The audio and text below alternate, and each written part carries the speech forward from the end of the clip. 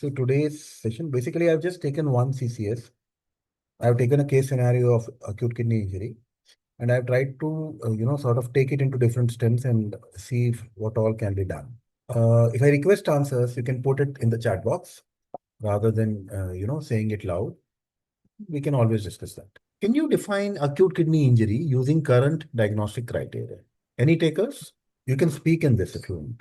This is AKI stage 2 based on KDIGO criteria. The serum creatinine is uh, it is 1.2 to 3 times of this is baseline. And when serum creatinine is either it is increased by zero point 0.3 milligram per deciliters within 48 hours from the baseline or 1.5 to 2 times, then we call it stage 1. When it is 2 to 3, it is stage 2. When it is more than 3 or absolute number is 4 milligram, we call it stage 3. This is based on creatinine criteria. And if we go by urine output criteria, then if urine output is less than 0.5 ml per kg body weight for 6 to 12 hours, then stage 1. If it is more than 12 hours, then it is stage 2. Or if it is less than 0.5 ml for more than 24 hours or anuria for more than 12 hours, we call it stage 3 based on urine Okay. output criteria. Okay, good, Utpal. So you made my job easy. So basically, we've applied KDIGO 2012 criteria. And this is all what he says. And do remember that this KDIGO definition, which actually harmonized the earlier rifle and Akin criteria, it remains the standard which is used clinically and in the EDIC syllabus. So when you tell this has to be subdivided into sections. You need to do a history or a context review. When we talk in terms of a history and context review, we go back to the scenario. We are talking about a patient who's undergone emergency laparotomy, who's in septic shock. There's an ongoing vasopressor requirement, and there has been a nephrotoxin exposure, gentamicin, plant contrast, which strongly favors a sepsis-associated intrinsic process rather than a pure prerenal physiology. One. Now, bedside renal ultrasound should exclude your hydronephrosis or obstruction, which is post-renal. Why it is relevant here is because there has been a recent pelvic surgery and stoma formation, and there is a theoretical risk that this patient may have sustained a ureteric injury. Also, you can assess the kidney size or echogenicity for underlying pre-existing chronic kidney disease. What is the role and the limitations of FENA, fractional excretion of urea, and urine microscopy for this specific patient? Can we have the answers? Okay, Bilal, you have said to differentiate, but my question is relatively slightly different. So read the question and probably go into it. What is the role and the limitations of FENA, fractional excretion of urea, and urine microscopy for this particular patient? We are only talking about this particular patient. Okay. So I'll come up with the answer. So fractional excretion of sodium, when we talk about FENA, less than 1% classically will suggest a pre-renal state, and more than 2% will suggest acute tubular necrosis.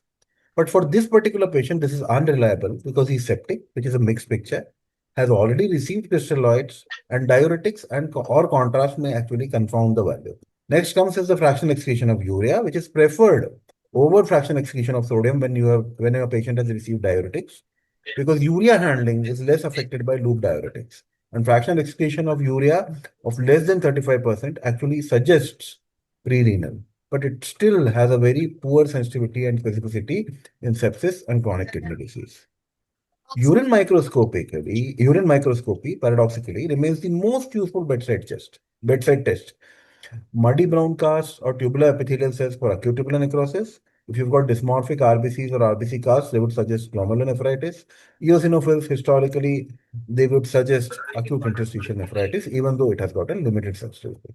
So TIMP2 or IGF-BP7, that is a nephrocheck, that is the only biomarker with FDA clearance for AKI risk prediction.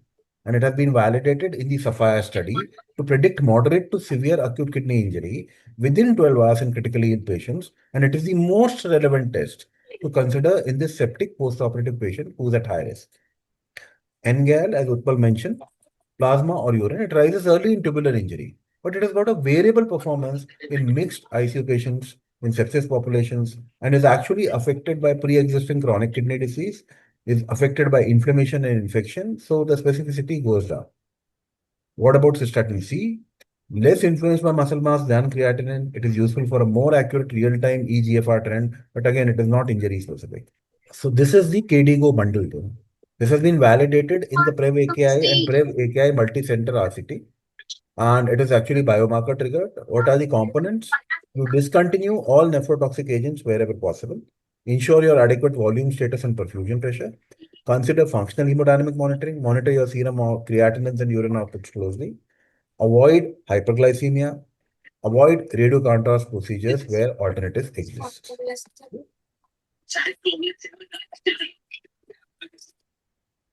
So now what happens is surgeons want a contrast setting. How do you minimize the contrast associated AKI risk in this patient? So first ask whether contrast is essential. Consider non-contrast CT or ultrasound to look for a collection or abscess as a lower risk alternative. If it is unavoidable, then use the lowest feasible volume of iso-osmolar or low osmolar contrast. Just you need to know that when we talk about N-acetylcysteine, soda bicarb, so actually there's been a large contemporary RCT evidence, there's a preserved trial, which showed neither N-acetylcysteine nor IV sodium bicarbonate reduces contrast-associated AKI, death or need for dialysis compared with saline hydration. And this is a frequently tested evidence has changed practice point in EDIC.